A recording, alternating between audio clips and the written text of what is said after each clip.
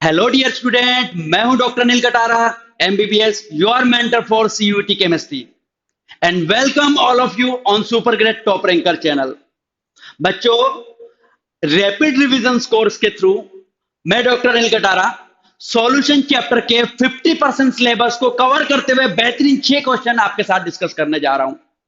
ये 6 क्वेश्चंस आपके solution chapter के 50% सिलेबस को कवर कर देगा, और 50% सिलेबस मींस आपके कॉम्पिटिटिव एग्जाम में एक क्वेश्चन पक्का है।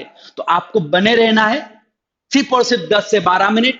इस वीडियो में 6 क्वेश्चंस आपके सामने, और आपका 50% सिलेबस सॉल्यूशन चैप्टर का कवर। आप इन 6 क्वेश्चंस को जब आप एनालाइज करोगे क्लास में, तब आपको दो चीज को ध्यान में रखना है। पहला, आपको अप्रोच पे ध्यान रखना है कि मैं क्वेश्चंस को किस अप्रोच से टैकल कर रहा हूं, उस अप्रोच को आपको लर्न करना है। दूसरा, आपको अपनी वीकनेस को आइडेंटिफाई करना है इन क्वेश्चंस के थ्रू, कि आप किस सेक्शंस में वीक हो, किस टाइप की क्वेश्चंस में वीक हो। उस वीकनेस को अपने घर पे जाके रेक्टिफाई करो, और फिर नेक्स्ट वीडियो में मिलो, फिर मैं आपको बताऊंगा आपका इंप्रूवमेंट कितना हुआ है।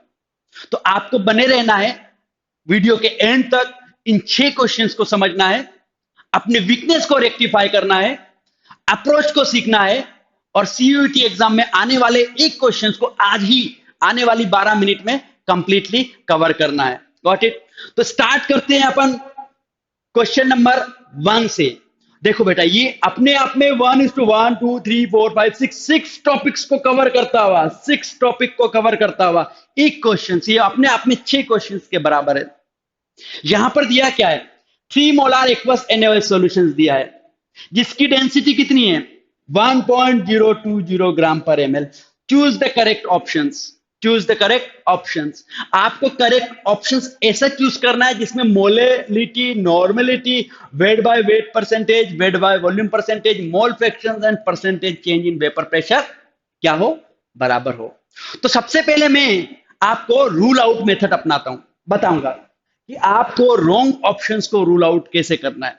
तो ये क्वेश्चंस को आप सोल्व करोगे तो डेफिनेटली ये 5 से 7 मिनट आपका लेगा, पर इसको आपको 2 मिनट के अंदर सोल्व करना है। फटाक से अगर सोल्व करना है तो मैं जो आपको अप्रोच दे रहा हूं उस पर ध्यान देना है। तो पहले आपको रूल आउट करना है रॉन्ग ऑप्शंस को। अगर आपने रूल आउट कर लिया अनकॉमन चीजों को, या रूल आउट कर लिया कॉमन चीजों को, तो ऑटोमेटिक आप अपने टारगेट पे पहुंच जाओगे। तो देखते हैं सबसे पहले, सबसे इजी कंसंट्रेशन टर्म्स जो इंटर कन्वर्जन के थ्रू आता है, वो है नॉर्मलिटी और मोलरिटी का इंटर कन्वर्जन, सबसे इजी। तो सबसे इजी से स्टार्ट करता हूं। तो जब भी आपको मोलरिटी दे दे तो नॉर्मलिटी का फॉर्मूला होता है मोलरिटी इनटू एन फैक्टर। अब ये जो एन फैक्टर होता है, ये एन फैक्टर क्या चीज है बच्चों? एन फैक्टर बताता है एसिड से आने वाले H+ आयंस, कि पर्टिकुलर टाइप का एसिड कितने H+ देगा। 1 मॉलिक्यूल से 1 H+। पर्टिकुलर टाइप का एसिड कितने H+ आयन देगा, तो 1 H2SO4 के मॉलिक्यूल से 2 H+ आयन। तो यही आपका एन फैक्टर। तो एक मॉलिक्यूल से 1 H+, तो 1। एक मॉलिक्यूल एसिड से 2 H+, तो 2 एन फैक्टर। उसी तरीके बेस से कितने OH आते हैं, तो अगर एक बेस के मॉलिक्यूल्स को जब आप आयोनाइज करोगे तो यहां से एक ही OH नेगेटिव आयन आएगा। तो यही आपका एन फैक्टर। तो NaOH के केस में कितने OH आयन दे सकता है? इसकी एसिडिटी कितनी होगी? 1 ना। एक NaOH मॉलिक्यूल से एक ही OH नेगेटिव आयन आ सकता है, तो इसका एन फैक्टर 1 होगा। तो normality is equal to molarity, molarity है 3, और एन फैक्टर 1, तो नॉर्मलिटी इज इक्वल टू 3। तो यहां पर नॉर्मलिटी 3 कहां दिख रही है? यहां दिख रही है, यहां दिख रही है, यहां दिख रही है, यानी ऑप्शन सी को रूल आउट कर लिया। ऑप्शन सी को रूल आउट कर लिया। अब बचा हमारे पास ऑप्शन ए, बी और डी। अब मुझे बताओ, ए में 11.76 weight by weight percentage, 11.76 weight by weight percent, 11.76 weight by weight percentage. तो क्या आप weight by weight percentage solve करोगे? नहीं। अगर आप ऑब्जेक्टिव क्वेश्चन सोल्व करो, आप कॉम्पिटिटिव एग्जाम में सोल्व कर रहे हो, तो आपको वेट बाय वेट को सोल्व करने की जरूरत नहीं है।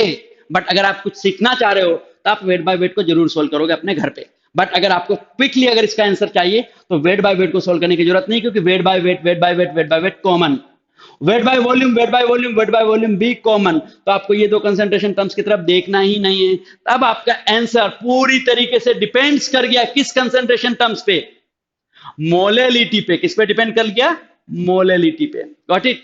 अगर इन दो की मोलेलिटी अलग अलग है, यानी इन दो में से कोई एक सही होगा, या आप बोल सकते हो इन तीन में से कोई एक सही होगा। अब देखते हैं मोलेलिटी। तो मोलेलिटी निकालने के लिए, अब देखो बेटा, आपने नॉर्मलिटी से सी ऑप्शंस को रूल आउट कर लिया। आपने सी को रूल आउट कर, मैं आपको क्विक अप्रोच बता रहा हूं। आपने weight by weight, weight by weight, weight by weight को कंपेयर कर लिया एक जैसा, तो आप इसको सोल्व नहीं करोगे। Weight by volume, weight by volume, weight by volume को भी कंपेयर कर लिया, तो आप इसको सोल्व नहीं करोगे। तो बचा क्या है? अलग क्या दिख रहा है ए बी और डी में? मोलेलिटी, मोलेलिटी और मोलेलिटी। तो मोलेलिटी निकालते हैं अपन। तो molality of a solution is a what? Moles of solute by mass of solvent multiply by 1000। Molality को फाइंड आउट करने के लिए आपकी मजबूरी है मास ऑफ सोलवेंट को फाइंड आउट करने के लिए आपको सोलवेंट का मास निकालना पड़ेगा। इस क्वेश्चन में कहीं से कहीं तक सोलवेंट का मास नहीं दिया। तो बच्चों मुझे बताओ कि आप अगर 1 kg वेजिटेबल लेके आते हो जिसमें से 700 ग्राम ऑनियन है, तो बाकी का 300 ग्राम क्या होगा? अगर आप दो टाइप की वेजिटेबल लेके लाते हो, onion and potato, 1 kg onion plus potato खरीद के लेके आते हो और 700 ग्राम ऑनियन से, तो 300 ग्राम पोटैटो होंगे। सिंपल सी बात है। तो यही कॉन्सेप्ट आपको यहां यूज करना है कि अगर किसी सॉल्यूशंस का मास अगर हमें पता चल जाए, तो वो सॉल्यूशंस का मास किसके मास के बराबर होगा? सॉल्यूशंस का मास किसके मास के बराबर होगा? सॉल्यूट प्लस सोलवेंट के मास के बराबर होगा, क्योंकि हमारा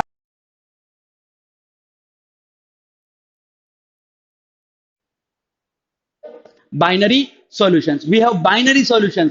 तो फॉर बाइनरी सॉल्यूशंस, सॉल्यूशंस का mass is a sum of solute plus solvent का मास। तो यहां से सोलवेंट का मास इजीली आ सकता है, सॉल्यूशंस के मास में से आप सोल्यूट के मास को माइनस कर दो।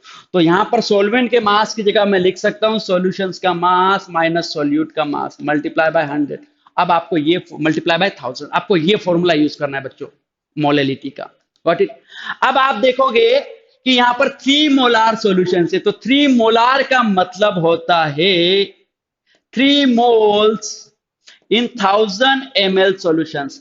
और 1000 ml सॉल्यूशंस को आप मास में बदल सकते हो। तो वॉल्यूम को आप मल्टीप्लाई कर दोगे तो क्या आ जाता है? मास। तो मास ऑफ सॉल्यूशंस कितना आएगा? मास ऑफ सॉल्यूशंस कितना आएगा बेटा? मास ऑफ सॉल्यूशंस कितना आएगा?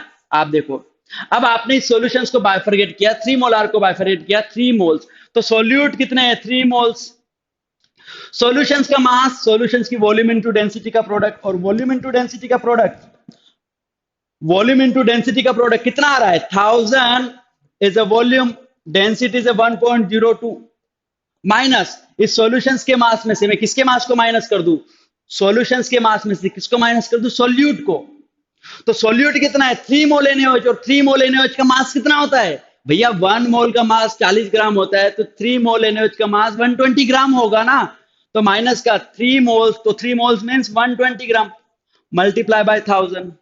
जब आप इसको सोल्व करोगे तो आएगा 3। जब इसको सोल्व करोगे तो 1020 माइनस 120 करोगे तो आएगा 900 इन 2000। जब आप इसको सोल्व करोगे 30/9, जब इसको सोल्व करोगे तो 3.3। तो मोलेलिटी मस्ट बी व्हाट? 3.3। तो 3.3 किस ऑप्शंस में दिख रहा है? डी और सी में। तो ए हमारा ऑटोमेटिक क्या हो जाएगा? गलत हो जाएगा। A option will be wrong. तो बचा क्या? बी और डी। बचा क्या है? बी और डी। अब बी और डी में अब आप देखो 3.3, 3.3 करेक्ट, 3, 3 करेक्ट, इन दो में सेम से हमारा कंपेयर हो रहा है। ये 12 और ये 12 भी कंपेयर हो रहा है, सोल्व करने की जरूरत नहीं। 0.056 इज अ मोल फ्रैक्शंस, ये 0.056, ये 0.056, इसको भी सोल्व करने की जरूरत नहीं है क्योंकि ये कंपेयर हो रहा है। बचा क्या है? Percentage change in vapour pressure. तो यहां पर समझो percentage change in vapour pressure कहां से आएगा? Percentage change in vapour pressure आपका जो RLVP होता है ना, इसी RLVP को आप जब 100 से मल्टीप्लाई कर दोगे तो यही आपका percentage change in vapour pressure. Percentage change in vapour pressure is nothing RLVP multiply by 100। ये कोलिगेटिव प्रॉपर्टी का एक कॉन्सेप्ट है। अब RLVP निकलता है मोन्टो factor multiply by mole fraction of solute into 100। अब अगर आप में थोड़ा सा दिमाग होगा ना तो मुझे बताओ इसका वोल्टो फैक्टर कितना निकालोगे? NaOH का मोल्टो फैक्टर, NaOH से एक मॉलिक्यूल से 2 आयंस आ रहे तो वोल्टो फैक्टर इसका होगा 2। और मोल फ्रैक्शन ऑफ सॉल्यूट को आपको फाइंड करने की जरूरत ही नहीं क्योंकि स्टेबल में मोल फ्रैक्शन ऑलरेडी गिवन है 0.056, 0.056, तो 2 इंटू 0.056 मल्टीप्लाई बाय 100 करोगे तो ये आएगा 11.2%। तो आपका आंसर क्या होगा? Want of factor into mole fraction को सोल्व करोगे तो वॉन्ट ऑफ फैक्टर NaOH के लिए होता है 2, और मोल फ्रैक्शंस आपको सोल्व करने की जरूरत नहीं, आप चाहो तो घर पे सोल्व कर सकते हो अलग से, पर आपको इस क्वेश्चन में मोल फ्रैक्शन सोल्व करने की जरूरत नहीं, क्योंकि इस टेबल में ऑलरेडी मोल फ्रैक्शन जो गिवन है वो करेक्ट ही होगा, गलत तो होगा नहीं।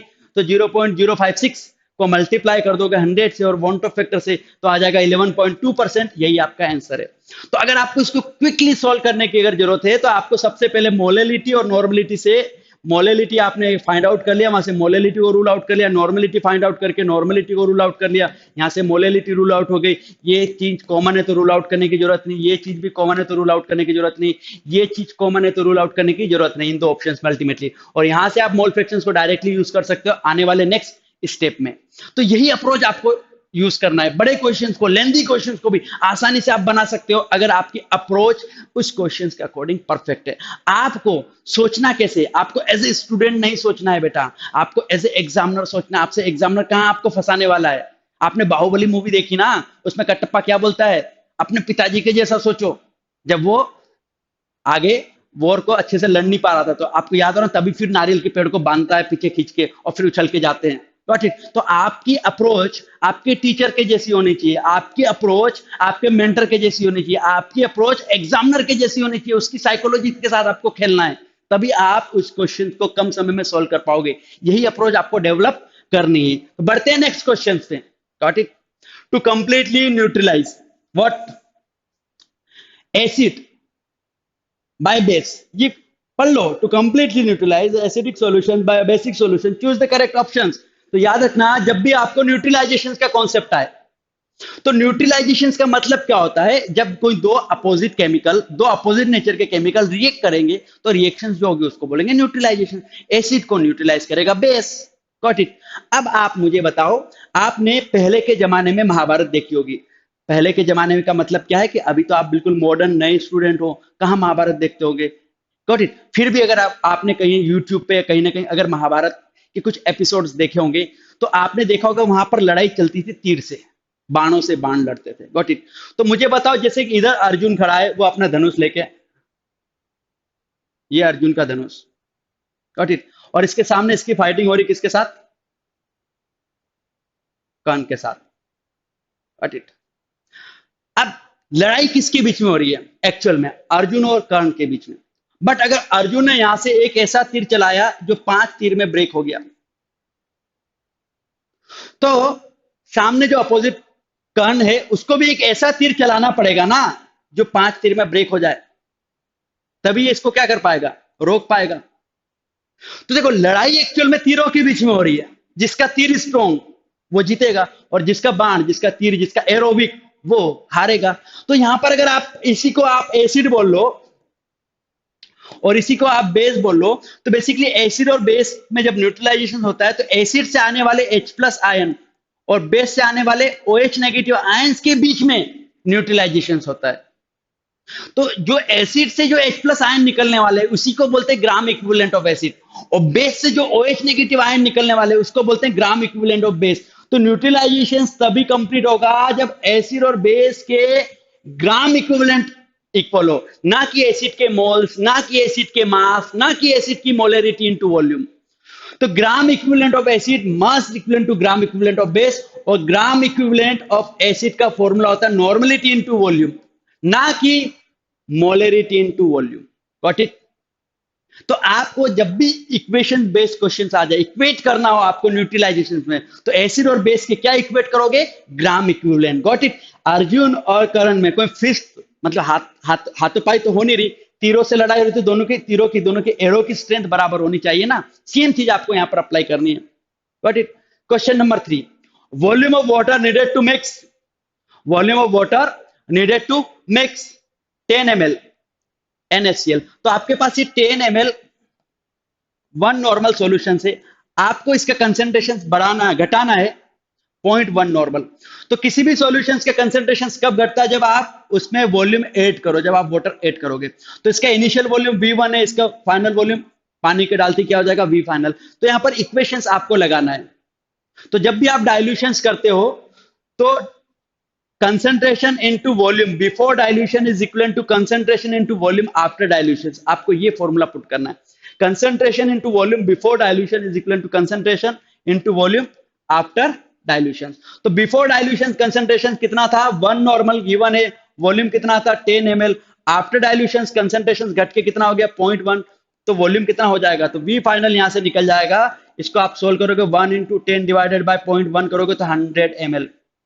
अब ध्यान से देखो 100 ml ऑप्शंस पे गिवन है, बट पूछा क्या है, volume of water need to mix with 10 ml। तो 10 ml में और कितना मिक्स करे, और कितना मिक्स करे कि बढ़ के कितना हो जाए वो 100 ml। तो कितना एडिशनल मिक्स कर रहे हो आप, 90 ml एडिशनल मिक्स करोगे तभी फाइनल वॉल्यूम 100 ml होगा, क्योंकि पहले से 10 ml था। तो आपको यहाँ पर 100 ml नहीं पूछा, आपसे यहाँ पर फाइनल वॉल्यूम नहीं पूछा, यहाँ पर आपसे पूछा जा रहा है एडिशनल और कितना ऐड करना है।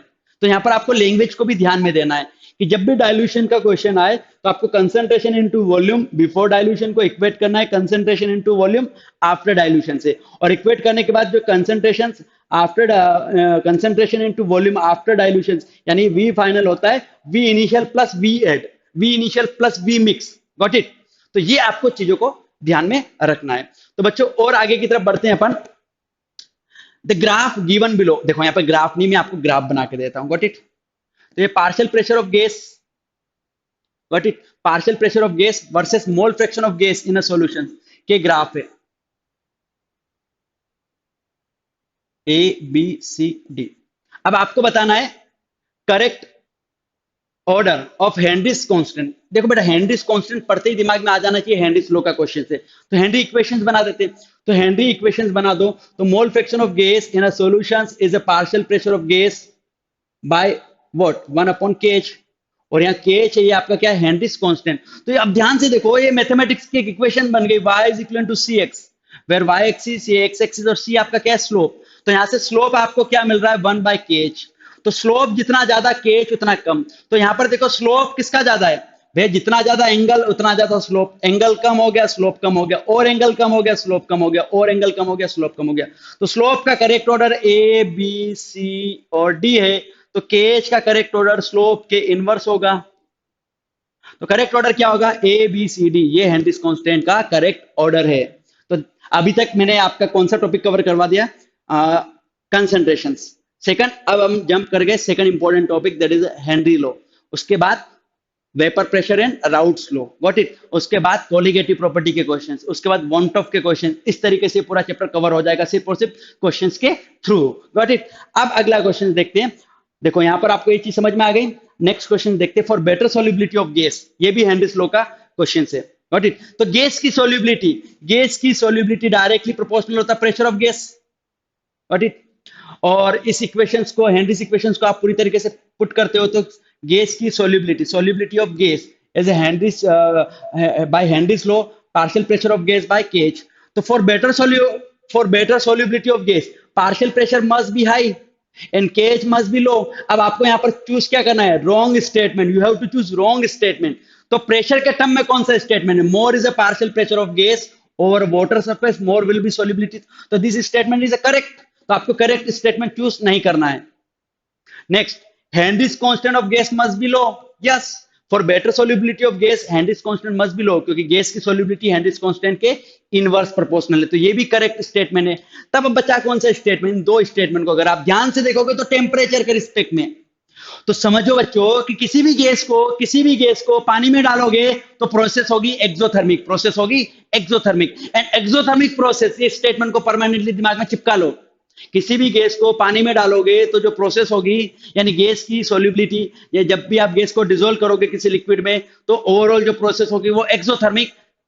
अगर प्रोसेस एक्सोथर्मिक होती है तो exothermic process is favourable at low temperature by Le Chatelier principal.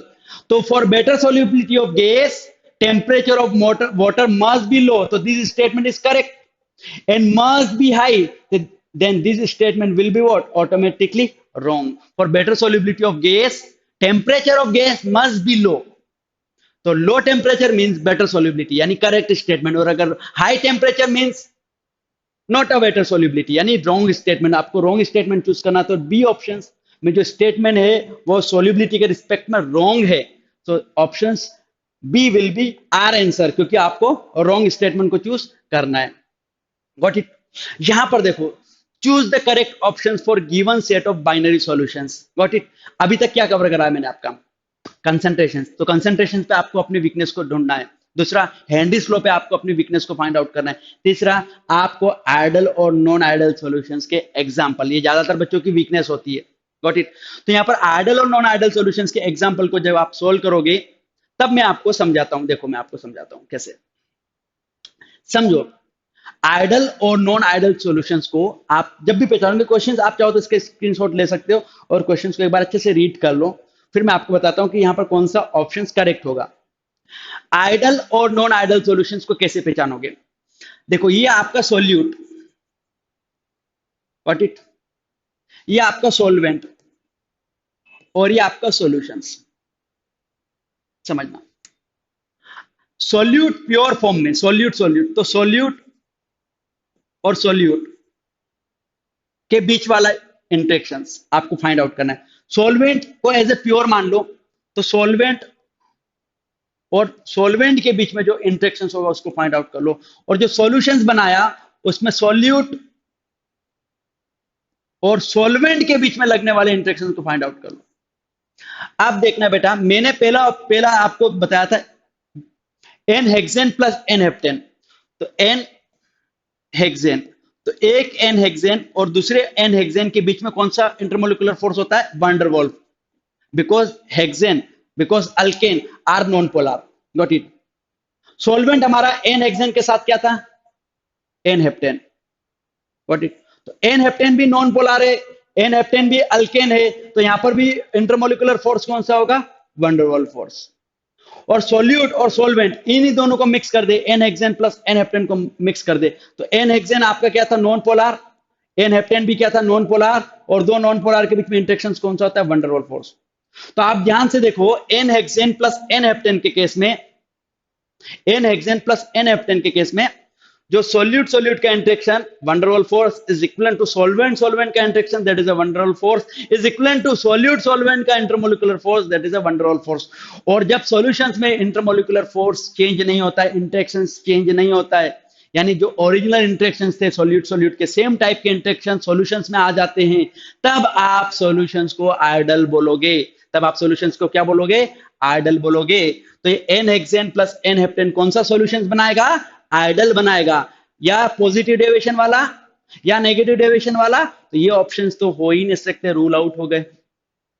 अब आपको कंपेयर करना है एसीटोन प्लस CS2 और acetone plus chloroform, acetone plus chloroform और एसीटोन प्लस CS2। आपको चूज करना है कि एसीटोन प्लस CS2 यहां आएगा या एसीटोन प्लस CS2 इस ऑप्शंस में, इस टेबल में आएगा। तो देखो बेटा, सेम अप्रोच आपको अपनानी है। सोल्यूट आपका क्या है यहां पर? एसीटोन। सोल्यूट क्या है आपका? सोल्यूट आपका है CS2, carbon disulphide is CS2, और सोल्वेंट आपका क्या है? एसीटोन। और सोल्यूट सोलवेंट, तो सोल्यूट आपका क्या है? CS2, और सोलवेंट क्या है? एसीटोन। What it.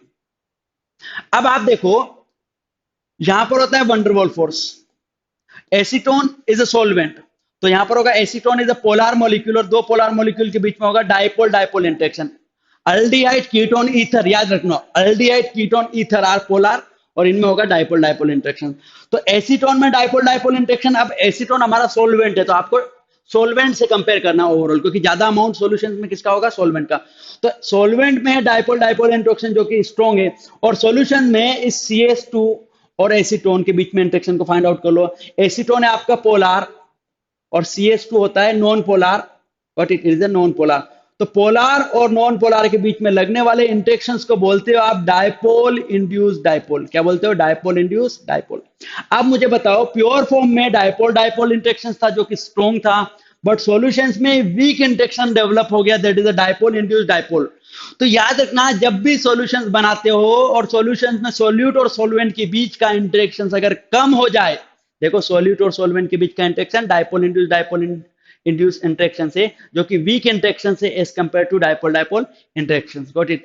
तो ये वीक इंटरेक्शन जब भी डेवलप हो जाता है सॉल्यूशंस में, तो सॉल्यूशंस पॉजिटिव डेविएशन देता है। क्यों? क्योंकि अगर इंटरेक्शंस वीक हो गया, इंटरमोलिकुलर फोर्स कम हो गया, तो वो मॉलिक्यूल्स लो इंटरमोलिकुलर फोर्स होने के कारण इजीली वेपराइज हो जाएंगे, और जब मॉलिक्यूल इजीली वेपराइज हो जाएंगे तो सॉल्यूशंस का वेपर प्रेशर राउट्स लॉ के कंपेयर में ज्यादा आएगा। That is a positive deviation.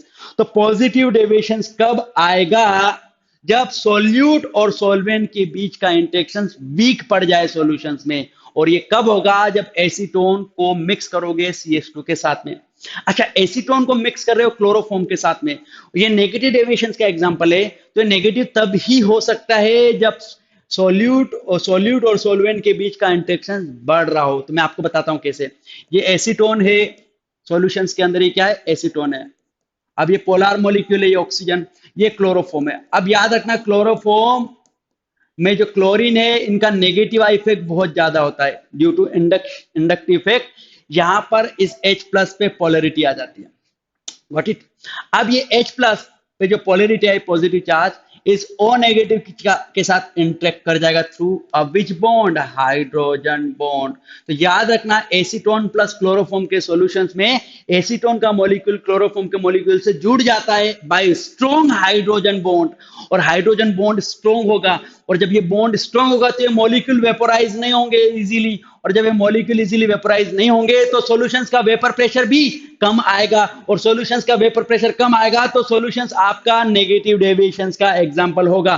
तो ये 6 क्वेश्चन जो मैंने आपको बोला था, आपके 50% सिलेबस को कवर करते हुए, बहुत इंपॉर्टेंट 50%। कौन कौन सा? Concentrations, Henry's law, ideal and non ideal. अब आपको 50% कौन सा बचा है? Raoult's law. Got it. Raoult's law के बाद colligative property and van't फैक्टर, 3 टॉपिक और बचे। इन 3 टॉपिक के बेसिस पे आपको अगला वीडियो मिलेगा बेहतरीन, आने वाले 6 से 7 क्वेश्चंस के थ्रू मैं आपके नेक्स्ट 50% सिलेबस को कवर करता हूं। तो मिलते हैं बेटा अगली क्लास में, अगले वीडियो में। मैं हूं doctor Neel Katara. Till that, take care and bye bye. Got it.